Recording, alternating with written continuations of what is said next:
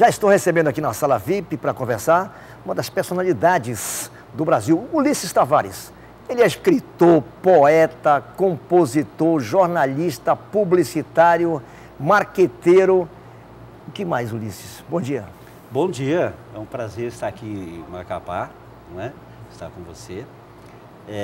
Você atua em todos esses que eu falei, né? Todos esses segmentos. Eu atuo, na verdade é assim, é tão simples. Ainda é diretor. Também, sou diretor de criação, sou publicitário, sou uma série de coisas. Sou um expert em web, né? Eu sou dinossauro da web. É verdade? Eu instalei... Você mexe com esse negócio desses iPads, essas coisas, esses programas todos? Não em programação, eu sou um expert na relação da máquina com o homem, a mente do homem do outro lado. Certo. Então, eu montei a primeira cadeira de pós-graduação em web marketing na América Latina, olha só, na FIAP. Bacana. Mas não é talvez por mérito meu mesmo, é porque não tinha ninguém para ensinar. E você também é professor universitário? Professor de pós-graduação. Poxa, que bacana. Eu montei o SBT Online, né, que foi o grande provedor, né, lá do Titio Silvio Santos contra o UOL da Folha. Então, foi exatamente quando a web começou no Brasil a ser acessível a todos. Aí, quando eu precisava ensinar, formar essa geração da web, não tinha velhinhos como eu sobrando no mercado para fazer. Aí eu tive que fazer, não é que eu quisesse. Eles falavam, você vai dar aula. Eu falei, vai dar aula por quê? Eles falaram, bom, você já está na área há muito tempo. Quer dizer, é a maneira de te chamar de dinossauro. Né? Eu sou um dinossauro. Mas não podia desprezar esse cérebro, né? Essa cabeça privilegiada. Ou a paciência de ficar horas e horas. Eu sou do tempo que existia uma impressora que chamava matricial. Matricial.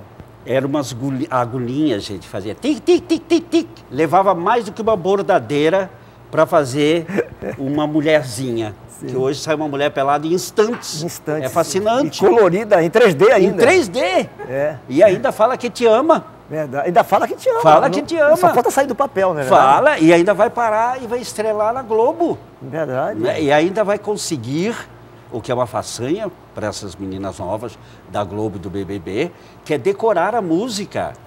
Que é oi, oi, oi, oi. Pelo amor de Deus. É muita letra.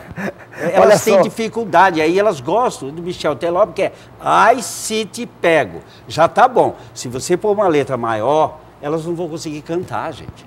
Esse é o problema do funk e do sertanojo brasileiro. Legal. Olha só. Ninguém consegue cantar essas letras. É muito complexo, é difícil. Então tem que ser mais simplesinho. Oi, oi, não. Oi, tá bom. Gostei muito dessa introdução do Ulisses, porque ele vem ao encontro daquilo que nós temos debatido aqui. Essa questão da falta de conteúdo, da falta de profundidade, da essência, né, das coisas, dos valores e tudo mais, e acaba a gente se perdendo. E você acaba tendo essa possibilidade, que você é um homem multimídia, né, tem essa possibilidade de emitir suas críticas, seus pontos de vista e tentar reconstruir, buscar exatamente aquilo que você mais sabe fazer, que é a poesia, os fundamentos todos. E eu estou vendo aqui, eu fiz um levantamento, Ulisses, que você já escreveu 112 livros. Bom, você me parece um cara que não é tão... Chamaram de dinossauro mas, em relação à informática, mas você é um cara que parece jovem. Como é que você conseguiu tempo para escrever 112 livros? Eu sempre digo, se um macaco fizer o que eu faço, também vai escrever um livro. Porque eu sou muito disciplinado, não parece, mas como anarquista, eu sou mais disciplinado dos anarquistas. Eu escrevo religiosamente 2 ou 3 horas todos os dias. Chova ou faça sol. Tenha ou não tenha dinheiro para pagar o IPTU altíssimo da Prefeitura de São Paulo. Tenha ou não qualquer coisa para fazer. Eu escrevo. Bem ou mal, eu não sei. Mas aí acaba sempre gerando, é a persistência, a disciplina. Você sabe, as palavras, elas são terríveis. Você que lida com comunicação sabe disso. As palavras escapam. Elas não obedecem a gente, elas não estão prontas. Tem que botar no papel. Tem que botar no papel, tem que ver se ficou bom.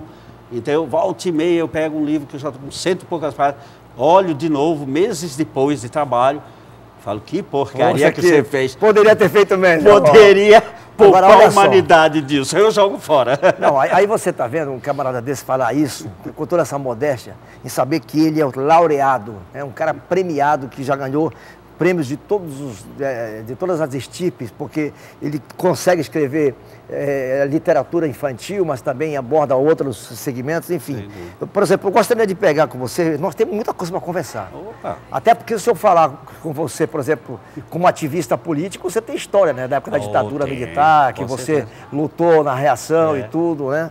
Ao regime autoritário que o país passou. Mas eu gostaria de me ater à questão da literatura, até porque você veio para cá convidado para fazer uma palestra na Feira do Livro, que já está em pleno andamento, e hoje você tem o seu compromisso mais importante, especialmente com aqueles que são do métier e aqueles que querem um dia ainda, quem sabe, escrever até uma poesia. Qual é o tema que você vai abordar hoje, Ulisses? Hoje eu vou abordar fundamentalmente a necessidade mesmo, né? Que é basicamente um tema que é recorrente para mim e eu acho uma missão falar sobre isso. Falta poesia no mundo. Mas por que falta poesia no mundo? Falta poesia. Por exemplo, falta poesia na política, porque falta sonho. Só tem promessas vazias. Só tem vote em mim que você será feliz. Vote em mim que você vai ganhar uma miséria de Bolsa Família. Você vai ser um mendigo orgulhoso e continua miserável, né? Como é que põe poesia na política? Como é que faz isso que os políticos deveriam responder. Poucos políticos responderam como colocar. Alguns sim. Por exemplo, Winston Churchill, grande estadista inglês. Ele conseguiu segurar a barra de um mundo dividido. Um mundo que, até sair da Segunda Guerra, a coisa quase que explode. Ele conseguiu costurar tudo isso. Era um grande escritor também. Vou dar outro exemplo, um político, Gandhi, Mahatma Gandhi. O que o Gandhi fez? Nenhum grande discurso, não bateu em ninguém, até porque se ele batesse, ele é que nem eu, ele apanhava, né? Porque é fraquinho, mirrado, né? Não bate em ninguém. Não é, o Anderson Silva não estava lá para ajudar, né? Então, ele não fez nenhuma coisa horrível contra os opressores, né, da Inglaterra. Só para lembrar, né, a Índia era uma possessão, era uma colônia. A Índia não era mais que isso. Naquela época, ela era escrava da Europa e especialmente da Inglaterra. Uma colôniazinha ali, né? A linha dura mesmo. E aí o que acontece? Não podia o indiano, olha que absurdo, justo o indiano, que adora pimenta e comida salgada, não podia pegar sal do mar, porque tinha que comprar o sal dos ingleses. Olha que exploração. Imagina. O Gandhi o que fez? Sem dar um tiro, ele saiu e falou, não está justo e certo, vou pegar sal. Só isso. Ele saiu andando para pegar sal no mar, para o povo dele. Com isso, deteve todos os exércitos, reunificou a Índia. Você precisa dar um tiro, né? Sem dar um tiro. Mas ele deu o tiro maior, que é o tiro de mostrar a força da poesia, a força da compaixão, que é uma coisa que falta no mundo de hoje. Falta compaixão em todos os setores, até no trânsito, entendeu? Falta poesia nas relações. Você vê, nós estamos num país, eu tive há pouco tempo vendo e fiquei chocado, 2 mulheres assassinadas por dia pelos maridos. No Brasil, isso é oficial. Certo. Como é que os maridos matam 2, né? 2 maridos matam 2 esposas? Em média por dia. Né? Em média por dia. Isso não é falta de poesia, isso é chamar posse de amor. A poesia, ela é sempre contra a hipocrisia. Então, ela vai bem com o amor, ela é inimiga da posse. Ela vai bem com a liberdade, ela é inimiga da opressão. Então, é por isso que falta poesia no mundo. Você escreveu o primeiro livro aos 9 anos de idade? Aos 8. Aos 8 anos? Eu fui publicado aos 8. Eu escrevi o primeiro livro aos 7. Com 7 anos você começou a escrever? O que foi que você abordou nesse livro? Pois é, por incrível que pareça, o livro se chamava Reminiscências. Pode isso. Lembranças. Lembranças, aos 7 anos de idade? Com 7 anos. E era muito engraçado. O que passa numa cabeça de 7 anos para escrever lembranças? O que tem aí para trás? Uma cabeça maluca como a minha, né? Já nasci lesado, vamos dizer, já nasci poeta, né? Eu sempre brinco, eu caí do berço, bati a moleira e aí tudo foi diferente na minha vida, né?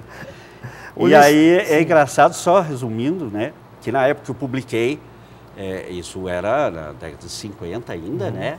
Eu nasci em 50, exatamente em 50. Em Sorocaba, interior de São Paulo, uma cidadezinha muito, 1000 vezes menor que a menor cidade de Macapá, né? Muito antiga e muito atrasada na época, né?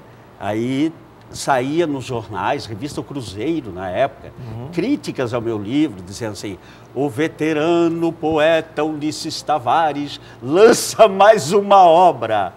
Eu tinha 8 anos de idade no máximo. Eu ficava olhando aqui e falava: mãe, o que eu faço com isso? Pelo amor de Deus, Ulisses, você escreveu um livro aos 7 anos. Pelo amor, olha, e aí, um fenômeno. Tinha que sair isso mesmo. Agora, tem algumas peças que se destacaram entre tantas publicações que você tem, tantas... por exemplo, eu tenho aqui, eu separei alguns, tá. E não sei se a produção chegou a falar com você, por exemplo, a Maravilhosa Sabedoria das Coisas, que foi pela editora Cortez, tá certo? Que é um livro que conta histórias de fantasia e emoção voltado para o público infantil. Eu posso até mostrar, pode, né? Sim, pode mostrar, fica à vontade. Nossos merchandising. Isso aqui, ó, Olímpio, você que também é publicitário, eu aprendi com o Glauber Rocha. Certo. Numa entrevista que tem dele gravada, raríssima. Foi a penúltima entrevista antes de morrer. Certo. Do grande Glauber Rocha. Que ele fazia assim. E eu não sei porque, eu achei coisa de maluco, mas achei legal. Ele ficava falando do livro dele, botando assim. Aí perguntava, por quê? Porque você é maluco? Ele falou assim, é porque ninguém deixa de olhar o livro, porque não sabe o que eu estou fazendo.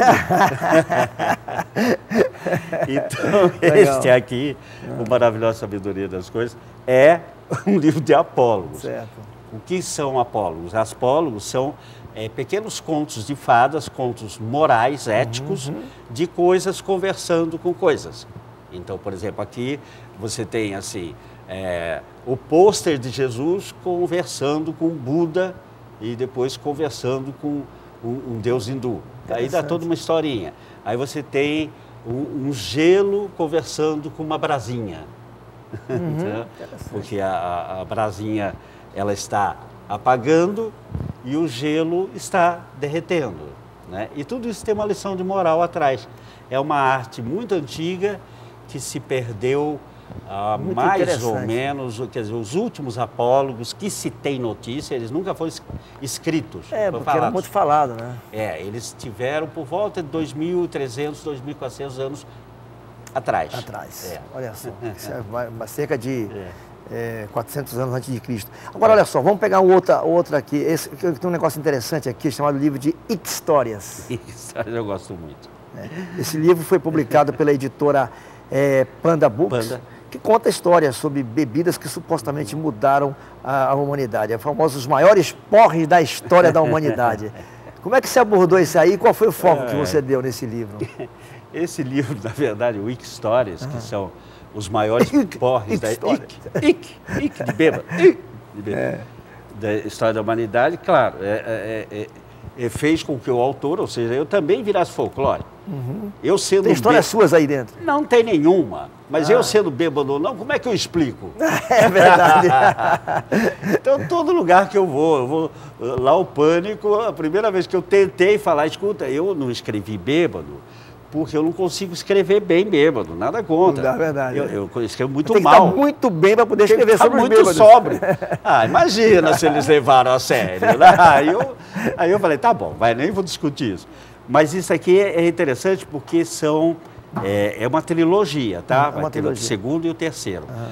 Daqui eu venho desde a Bíblia até o Lula, tá? Então tem as histórias antigas. Qual foi uma passagem que teve na Bíblia que pode se fazer referência? Da Bíblia tem várias bebedeiras maravilhosas. Tomavam vinho lá, os caras ficavam... Não, ficavam pior. Tem uma que eu vou só resumir, que é que está no Gênesis, né? Quando teve Sodoma e Gomorra, lembra? Sim. Sodoma e Gomorra todo mundo conhece até dos filmes. É aquele lugar que todo mundo queria morar. Todo mundo fala que não, né? É verdade. Que é o lugar da perdição, do sexo, da libertinagem. Da libertinagem. Era o BBB da época, né? Era o reality show, a Fazenda da época, né? Nos bastidores. Sim. E aí o que aconteceu? O cara sai de lá, né? O grande patriarca, porque só sobrou ele e a mulher, né? E aí quando ele olha para trás, que não poderia olhar para trás, o anjo Gabriel falou, se olhar para trás, vira sal. A mulher dele era muito curiosa, olhou para trás, pum, e virou uma estátua de sal, né? Aí ele continuou, só ele com 2 filhas, e foram morar numa caverna no alto da montanha. Só eram os únicos sobreviventes. Não tinha mais nenhum outro homem. A humanidade, naquele local, iria acabar ali. Certo. Aí uma teve ideia, deu um porre, ele chamava Ló. Está na história de Ló, acho que é capítulo 4. História de Ló. No Gênesis, né? No Gênesis. Eu dou um porre no papai hoje e faço um filho com ele. Amanhã, a irmã dela deu outro porre no Ló, que já estava velhinho, mas adorava um porre, adorava sexo, e estava sem mulher. A mulher dele virou sal. Ele não podia nem fazer sexo oral, né? Certo. Pensou que coisa Imagina, horrível, né? Um pedaço de sal. Então, eu faço sexo com ele no segundo dia, que foi o que aconteceu, que está na Bíblia. E continua a existir a humanidade nesse local, né? Certo. Com o aval de Deus. Aí, segundo a própria Bíblia, nasceu um filho, né, uma filha, desculpa, que deu origem ao povo árabe, que era mais escurinha, tal, pegou genes lá de outra escrava de Ló, né? E a outra nasceu um pouquinho mais clarinha, deu origem ao povo judeu. Quer dizer, os judeus e os árabes não deviam brigar tanto, porque dos dois que nasceram vieram de um porre. a mesma origem, né? De um porre, legal. Bacana. Olha só, vamos para outro livro que você trouxe aí, que nós pedimos. Os Negros em Versos. Que, aliás, eu queria, você abordou basicamente o que nesse livro? Sobre a questão dos nossos afrodescendentes. Este é um livro da Moderna, né? Editora Moderna. Quem estiver interessado. Foi feito com esse pessoal, que é o professor Luiz Carlos Santos, um dos poucos professores de literatura, um professor negro de literatura, aliás, talvez o único que eu conheço, né, um grande pesquisador do movimento negro, com Maria Bethânia Galas, que é uma educadora também de muito respeito, que conhece muito bem essa história, com o aval do Emanuel Araújo, que é presidente, que é do Museu Afro-Brasileiro, da importância toda